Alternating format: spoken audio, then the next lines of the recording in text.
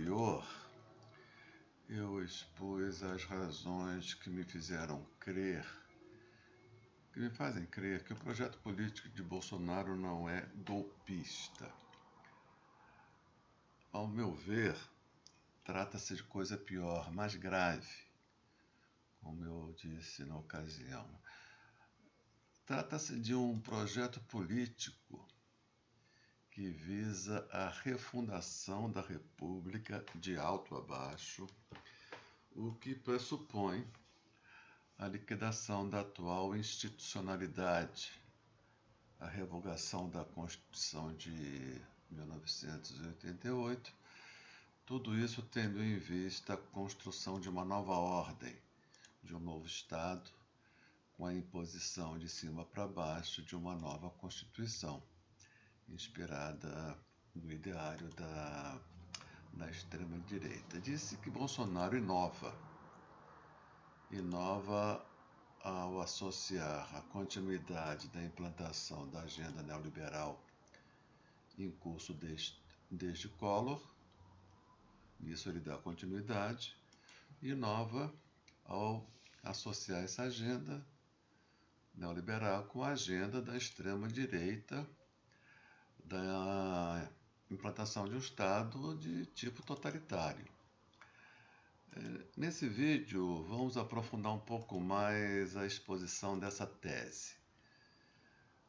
Bolsonaro no governo vem empenhando o melhor dos seus esforços para a construção de uma força política autônoma, coesa política e ideologicamente, armada, dotada de uma gigantesca máquina de operação clandestina na internet, com articulação orgânica com força de extrema-direita mundo afora, com infiltração nas forças policiais, civis e militares dos estados, nas forças armadas, com uma extensão importante na mídia.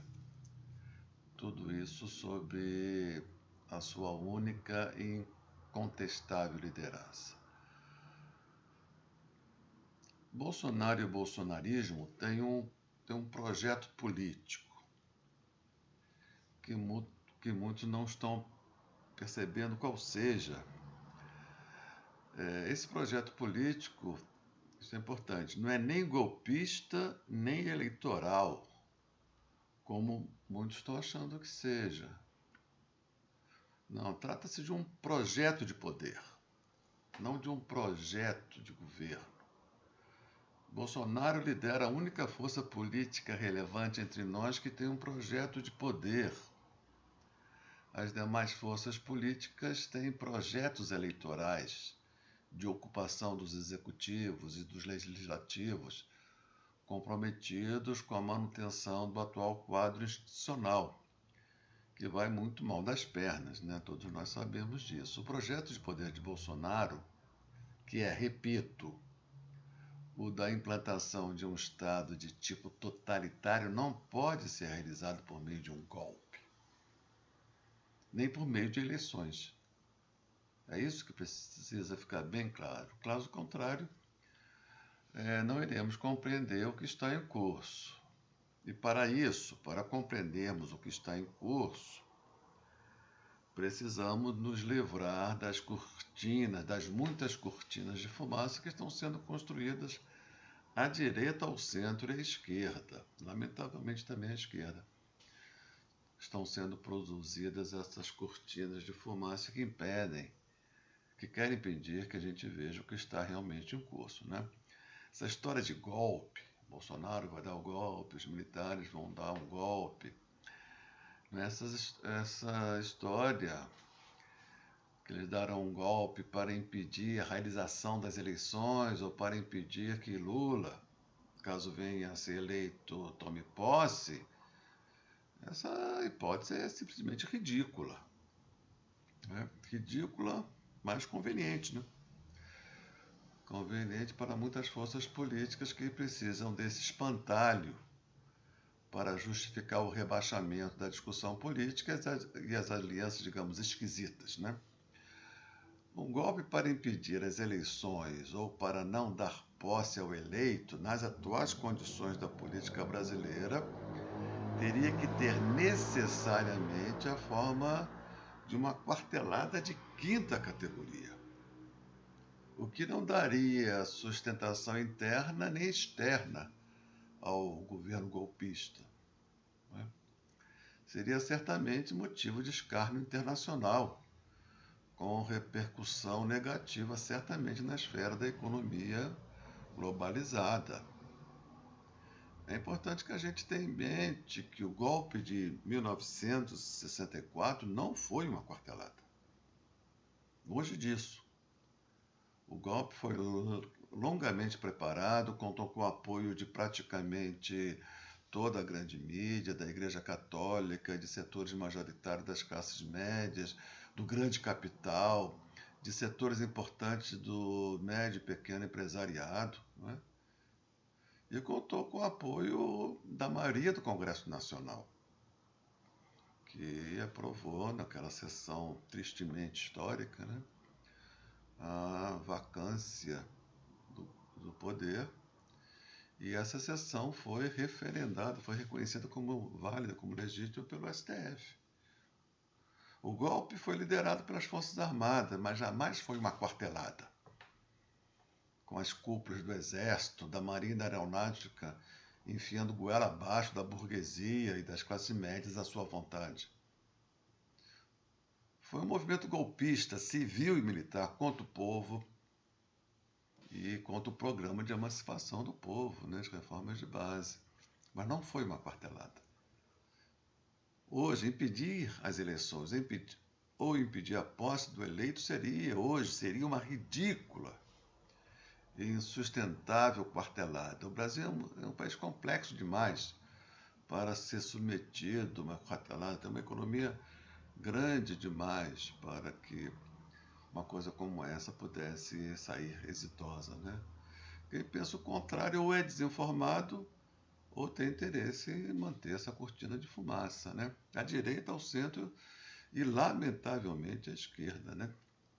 Nesse sentido, Bolsonaro não é golpista. Ele é a coisa mais grave. Ele tem um projeto de poder que visa substituir a atual institucionalidade por um Estado totalitário, com base na ideologia de extrema-direita, um Estado policial, onde seus adversários serão caçados como animais selvagens.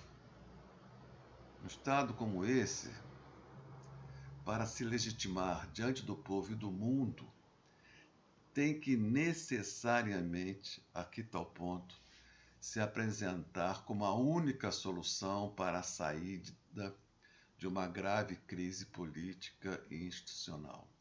É esse o Buziris. A extrema-direita parece que esperta e maliciosamente tomou lições à história da Revolução Russa. Lá em 1917, a derrocada do czarismo decrépito e a construção de uma nova institucionalidade só foram possíveis mediante a conjugação de dois fatores decisivos: uma crise política profunda e generalizada e a existência de forças políticas, ideológicas e politicamente preparadas para a tomada do poder, com armas na mão. É esse o modelo que vem orientando, quem diria, a ação política de Bolsonaro em consonância com a ação da extrema-direita mundo afora. O projeto de poder de Bolsonaro tem como objetivo a construção de um Estado totalitário de extrema-direita e tem como método uma ação política que imite os revolucionários russos de 1917. Essa é a ironia da história. Mas para que esse projeto de poder obtenha êxito, é preciso, como condição sine qua non, a existência de uma crise institucional profunda e generalizada. Sem uma crise desse tipo, nada feito. Como não reconhecer que Bolsonaro e os militares de seu governo empenham-se praticamente todos os dias em botar lenha na fogueira, de forma crescente. Nesses últimos dias, estou gravando esse vídeo no dia 15 de junho de 2022, Bolsonaro vem radicalizando mais e mais o seu confronto com o STF. Tudo isso tendo em vista produzir o desgaste das instituições da República. E como negar que ele vem sendo bem sucedido nesta empreitada? Em colaboração, contando com a colaboração do próprio STF, né? Todo santo dia. Bolsonaro peita e debocha do STF. Todo dia. E tem gente que vê nisso ameaças golpistas. Trata-se de coisa pior, insisto. Trata-se da aplicação de uma estratégia que visa criar uma anomia entre nós. Por ser a anomia, isso é a falência múltipla dos órgãos da República, a condição necessária à implantação entre nós do Estado totalitário de extrema-direita. Não se trata de golpe, de quartelada, nada disso. Se trata, isso sim, de um projeto de poder que só pode se realizar mediante uma crise profunda, onde uma força política armada e política e ideologicamente coesa possa se apresentar como a única capaz de organizar a sua imagem e semelhança uma nova institucionalidade. A tarefa de construção de um novo Estado, diante de uma crise profunda e generalizada, foi esse papel no século passado da esquerda revolucionária. Hoje não temos mais esquerda revolucionária com peso suficiente para disputar com a extrema-direita a liderança política em meio ao caos que se anuncia já no horizonte. E é por isso que a extrema-direita aposta no quanto pior melhor, no fomento da crise. E é por isso que ela não tem pejo em se apropriar de algumas táticas e estratégias revolucionárias de seus inimigos para implantar um Estado cuja primeira tarefa será certamente a de liquidar física e politicamente com tudo que possa lhe fazer oposição. Esse é o projeto de poder de Bolsonaro, que, repito, nada tem de golpista, nada tem de quartelada. Trata-se de coisa muito pior, insisto. Para que a revolução reacionária de Bolsonaro obtenha êxito, é preciso que aconteça uma profunda e generalizada crise institucional, a ponto de o povo já não respeitar mais nada. Numa situação como essa, numa situação de anomia, leva melhor a força política que tem armas e coesão política e ideológica. E é por isso que Bolsonaro trabalha diuturnamente, tanto para a consolidação de sua força política, quanto para fomentar a crise institucional, a crise de que ele precisa. São essas duas necessidades, né, de manter a sua base coesa, armada, e fomentar a crise, são essas duas necessidades que dão sentido à ação política de Bolsonaro. É isso que precisamos ter bem claro em nossas cabeças. Bolsonaro nunca descuida da tarefa de dar coesão política e ideológica ao bolsonarismo, deixando-o sempre de prontidão e sempre livre de toda e qualquer ilusão, seja nas eleições, seja nas instituições. Bolsonaro também nunca descuida da tarefa de fomentar a crise institucional, a outra perna que sustenta o seu projeto político. A extrema-direita, pelo jeito, estudou Lenin.